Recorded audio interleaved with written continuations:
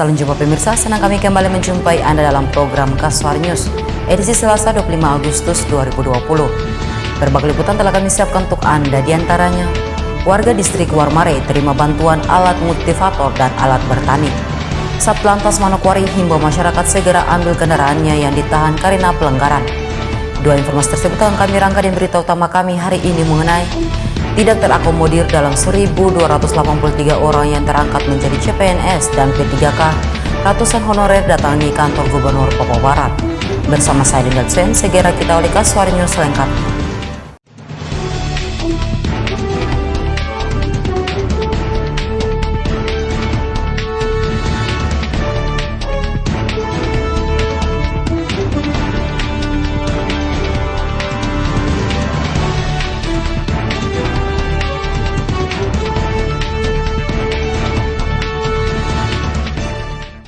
Tidak terakomodir dalam 1.283 orang yang diangkat menjadi CPNS dan P3K.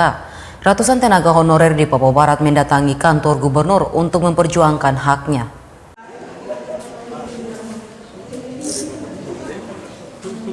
Ratusan tenaga honorer yang tidak terakomodir dalam proses pengangkatan CPNS dan P3K tahun 2020 mendatangi kantor gubernur Papua Barat. Mereka meminta keadilan terkait proses pengangkatan yang cenderung diselimuti kecurangan karena disinyalir adanya honorer siluman. 2019-2020 ini 13 kabupaten kota ini bakal kantor BKD dibakar di mana-mana untuk orang asli Papua yang tidak terakomodir. Sementara kita orang ini kita sudah kerja, ini harus Bapak orang ingat ulang-ulang. Kita orang ini sudah kerja, ada non Papua juga yang kerja sama-sama dengan orang. Dan kalau misalnya besok ini masuk sama-sama dengan 2019-2020 jadi persoalan dan Bapak catat hari yang saya bicara ini. Gitu. Jadi Bapak saya minta mungkin saat ini Bapak belum bisa kasih keputusan karena Pak Gubernur dan Sekda.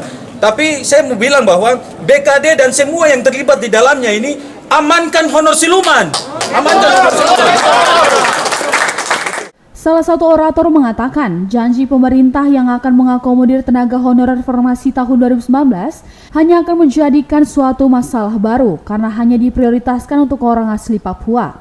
Padahal dalam kenyataannya, para tenaga honorer bukan saja berasal dari orang asli Papua. Terus yang berikut lagi, kita orang ini mau diakomodir di 2019 dan 2020. Sementara 2019 dan 2020 itu khusus OAP.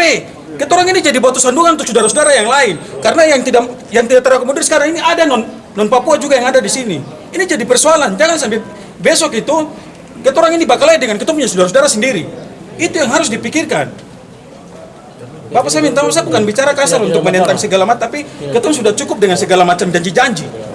Menanggapi hal tersebut saat menemui pendemo, Kepala Biro Administrasi Pimpinan Setda Provinsi Papua Barat, Yohanes Nau menjelaskan bahwa ia akan menindaklanjuti aspirasi pendemo kepada Gubernur Papua Barat.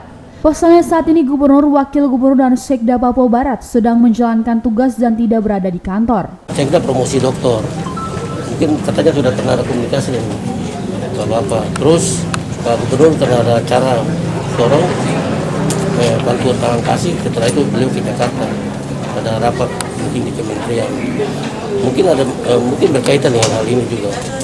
Nah, jadi saya bisa lapor lisan tapi nanti tidak jelas, lebih baik Bapak bikin surat secara sistematis semua, terus nanti mungkin kasih saya bersama kasih Bapak mereka, dan mungkin langsung ke Bapak Gubernur.